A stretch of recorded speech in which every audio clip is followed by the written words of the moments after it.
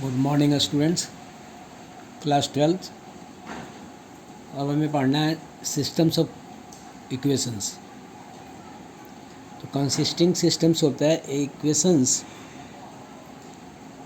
A systems of equation is said to be consistent if it is solutions one or more exist, जिसमें एक या एक से ज़्यादा अगर सॉल्यूशंस फाइंड आउट हो जाता है तो दैट इज ए कंसिस्टेंट। और अगर कोई वैल्यूज फाइंड नहीं होता, it's solution does not exist, इसका कोई सॉल्यूशंस नहीं मिलता, दैट इज कॉल्ड इनकंसिस्टेंट। उसको इनकंसिस्टेंट कहते हैं।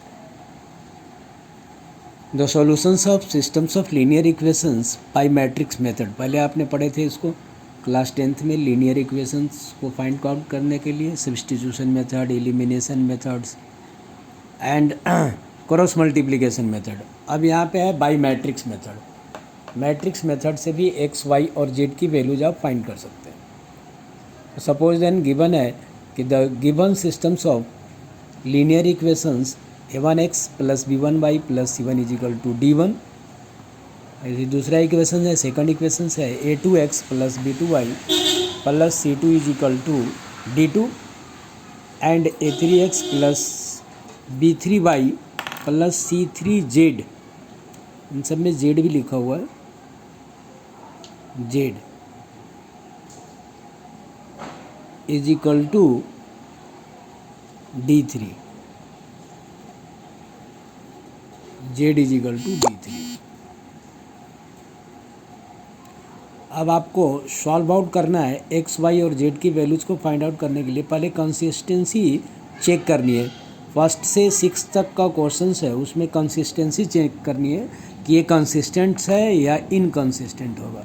तो ये फिर इसके लिए, या अगर ये कंसिस्टेंट है तो कैसे सॉल्व आउट करेंगे, इसके लिए इक्वेशन है आपको कि पहले इस इक्वेशंस को x plus x is equal to b के फॉर्म में लिखना होगा। X is equal to b, a is equal to आपका होता है a1 एक, b1 और c1, a2 b2 c2 और a3 b3 और c3। एक्स वाई जेड को आप एक्स लेट किए हुए और b इज इक्वल टू लेट किए हुए d1 d2 और d3। 3 मैट्रिक्स हो गए। ए मैट्रिक्स ये है, बी ए है और डी ए है। तो a b x where a x is equal to b, a is equal to this, x is equal to this और डी है ना, d b is equal to d1 d2 और d3 matrix है। तो first conditions है कि if determinants यानी ए का अगर डिटर्मिनेंट्स निकाले दैट इज नॉट ज़ीरो हो, यानी सिंगुलर मैट्रिक्स हो, तो then the systems of equations have unique solution या कंसिस्टेंट बोलते हैं उसको हम लोग। यूनिक सॉल्यूशन बोलते हैं या कंसिस्टेंट, यानी डिटर्मिनेंट निकालना होगा ए का, और अगर डिटर्मिनेंट्स नॉट ज़ीरो आता है तो यूनिक सॉल्यूशन होगा यानी कंसिस्टेंट होगा। इसके बाद आप x is equal to a inverse b कर देंगे तो x y z की वैल्यूज फाइंड आउट हो जाएंगे। ऐसे ही सेकंड कंडीशन है कि if determinants is equal to zero, यहाँ पे था नॉट जीरो, यहाँ पे जीरो, अगर जीरो होता है तो इसको बोलते हैं हम लोग इनफाइनाइट सॉल्यूशंस, यानी may and may not be consistent.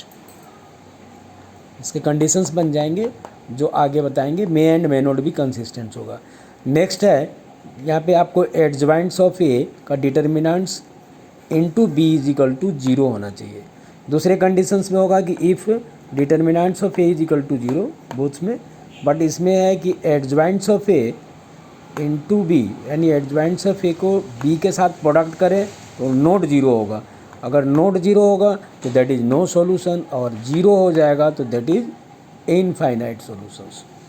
Infinite solutions कहने की मीनिंग है कि उसके वैल्यूज फाइंड आउट भी हो सकता है, नहीं भी हो सकता है। May and may not be consistent. Second है कि the systems of homogeneous linear equations, अगर इक्वेशंस होमोजेनियस है, होमोजेनियस होने के लिए क्या होता है, तो a1x plus b1y plus c1z is equal to zero होगा, यानी इस कंडीशंस में d1 d2 और d3 की वैल्यू जो होगी वो 0 0 0 होगी, वेयर d1 d2 d3 जो 0 होगा। तो if determinants of A not zero हो, not zero, then it is trivial solution करने का मीनिंग एक्स वाई जेड की वैल्यू जीरो निकलेगा। और अगर if the determinants A is zero हो तो देन इस कंडीशंस में नॉन ट्रिपल सॉल्यूशंस होगा, यानी इनफाइनाइट सॉल्यूशंस होगा। जो कंडीशंस यहाँ पे था इनफाइनाइट सॉल्यूशन, उसी टाइप से इसमें भी वैल्यूज़ को फाइंड आउट किया जाएगा। तो इस टाइप से इसके प्रॉपर्टीज़ हैं, इसको सॉल्व है ना, प्रॉपर्टीज़ को हमें याद रखें और फिर इसके बाद क्वेश्चंस को सॉल्व करेंगे। फर्स्ट इक्वेशन है, आपको इसमें कंसिस्टेंसी चेक करना है। तो x plus 2y is equal to 2 given है और 2x plus 3y is equal to 3। So the systems of equations written in the forms of ax is equal to b। तो where a is equal to matrix दिया हुआ है 1 2 2 3 and x is equal to x y, b is equal to 2 3 होगा, b is equal to matrix होगा 2 3। हमने लिख दिए हैं a x और b।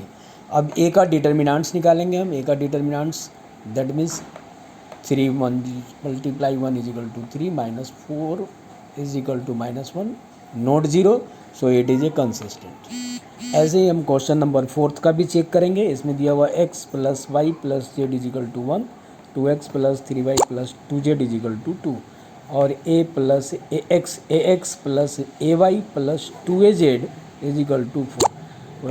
In a is equal to होगा आपका matrix 1 1 1 2 3 2 and a and 2a। अब इसका हम डिटर्मिनेंट्स निकालेंगे तो 1 लेंगे, तो दैट इज ए रो और कॉलम को आप कांस्टेंट कीजिए 3 2 a एंड 2a। ऐसे ही आप दूसरे रो को लेंगे a है ना -1 कैसे आया पता होगा आपको, -1 whole right the power 1 plus 2, क्योंकि ये 12 है और जो भी 12 के एलिमेंट्स लिखे हुए हैं हमने लिख दिए। इसके बाद एक रो और कॉलम कांस्टेंट होगा तो 2 2 a एंड 2a।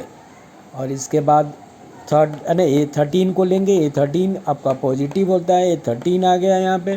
पॉजिटिव क्यों होता है, तो पॉजिटिव होने के लिए -1 whole right the power 1 plus 3 करेंगे, 3 और 1 4, -1 का power 4 that is a positive.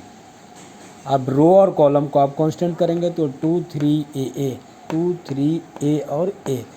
अब आप इसको सॉल्व करेंगे 1 3 2 6a 2a, फिर -1 2 2 4a माइनस 2a प्लस 1 और इसमें a माइनस 2a।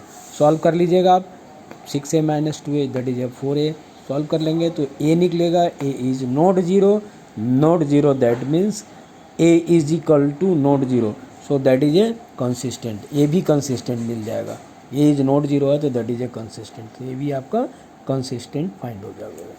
इसके बाद थर्ड है आपके पास 5th नंबर क्वेश्चन है 3x minus y minus 2z is equal to 2। इसमें x नहीं है, 2y minus z is equal to -1 और 3x minus 5y is equal to 3, where a is equal to हो जाएगा 3 माइनस 1 माइनस 2 0 2 माइनस 1 एंड 3 5 और 0। अब a का determinants निकाल लेंगे, जैसे अभी आप निकाले थे 3 कांस्टेंट है ना, वेरिएबल्स को आप रो और कॉलम को कांस्टेंट कीजिए। 2 माइनस 1 माइनस 5 को 0 हमने लिख दिए, 2 माइनस 1 माइनस 5 0। ऐसे ही फिर ये माइनस होता है 12, माइनस लिख दिया मैंने।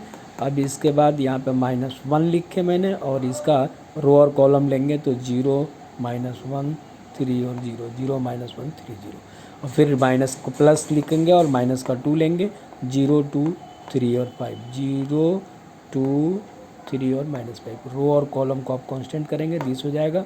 सॉल्व कर लीजिएगा, दैट इज 0 आ जाएगा यानी if determinant is equal to 0 it is done, then the equations is inconsistent.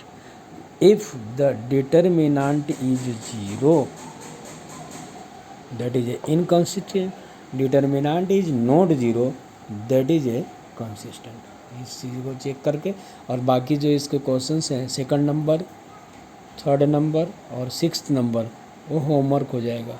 2nd 3rd और 6th क्वेश्चन जो है होमवर्क रहेगा। Thank you.